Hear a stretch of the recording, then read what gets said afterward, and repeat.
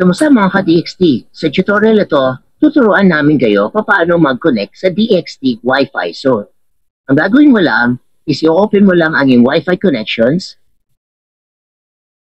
Pagkatapos, hahanapin mo ngayon ang DXT Wi-Fi zone.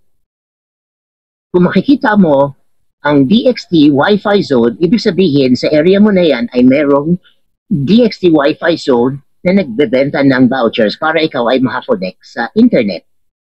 Ngayon, kapag nakita mo na, i-click mo lang siya para mag-connect at i-open mo ito. Kapag na-open mo na, syempre bibili ka ng voucher sa pinakamalapit na DXT Wi-Fi zone distributor sa anumang halaga. Ngayon, pag binigyan ka na ng vouchers, yan ang ilalagay mo at i-claim mo. Pag na-type in mo na ang voucher code, at na-claim mo na, automatic, magkoconnect ka na sa DXT Wi-Fi zone. At dahil dyan, pwede ka nang mag-browse sa iyong mga paboritong mga social media apps.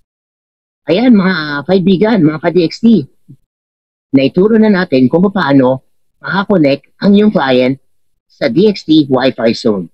Kung hindi ka pa nag-subscribe or nag-like sa aking video, subscribe and comment.